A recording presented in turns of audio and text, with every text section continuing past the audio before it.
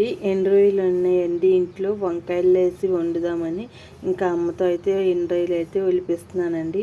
అమ్మ ఎన్ని రోజులు ఒలుస్తుంది. ఇంకా అంట్లో అయితే కడిగేసామండి. కడిగేసి పక్కన పెట్టి వంకాయలు వేయకండి తాజాగా ఫ్రెష్గా ఉన్నాయి కదా, వంకాయలు ఎన్ని రోజులు వేసి వండొచ్చని ఇంకా ఒలిపించి వంకాయ ముక్కలు అయితే కోపించానండి అమ్మ చేత. అమ్మ ఊళ్ళోనే కదా నాకు ప్రతి పనిలో హెల్ప్ చేస్తుంది, ఇంకా పని చేసి వెళ్తుందండి వచ్చి. నేను మా అమ్మకి ఒక్కదాన్నేనండి. ఇంకా రొయ్యలు కడగటం కోసం తాకుతో వేడి నీళ్ళు అయితే పెట్టి కడిగి నూనెలో అయితే వేస్తున్నానండి. నూనెలో వేయించుకోవాలి. అమ్మ ఊళ్ళే కదండి నాకు సహాయంగా ఉంటుంది. నాకు కొంచెం హెల్త్ అంత బాగోదు, ఇంకా అందుకే అమ్మ నాకు అన్ని పనుల్లో హెల్ప్ చేస్తుందండి.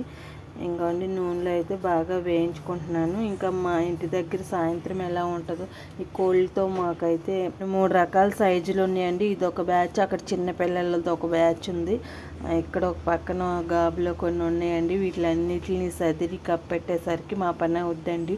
ఒకటి వస్తే ఒకటి రాదు, అలా ఇబ్బంది పెట్టేస్తాయి. అవి కప్పెట్టాలంటే చాలా టైం పట్టుద్ది.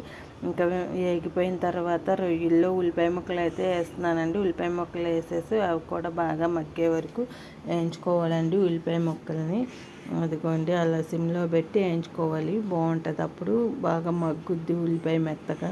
ఉల్లిపాయ మెత్తగా ఉంటేనే కూర బాగుంటుందండి, లేకపోతే కసకసమంటూ ఉంటుంది. ఇంకో అలాగే కొంచెం ఉప్పు అలాగే కొద్దిగా పసుపు వేసి కొంతసేపు మగ్గనిచ్చుకోవాలి. ఇలా ఎంతమంది తింటారండి ఇలా ఎండు రొయ్యలు ఎండు చేపలు? మా నాన్న అయితే అసలు వీటి వాసన తగిలితేనే అంత దూరం పారిపోతాడు. మీ ఇంట్లో కూడా ఇలాంటి వాళ్ళు ఉన్నారా తినని వాళ్ళు? మా చిన్నోడికైతే చాలా ఇష్టం అండి, బీరకాయలు వేస్తే చాలా ఇష్టంగా తింటాడు. మా పెద్దోడికి అంత ఇష్టం ఉండదు, ఏదో తినమంటే తింటాడా, ఒక్కోసారి తిన్నంటాడండి. మేము మా బావ నేను మా చిన్నోడైతే బాగానే తింటాము.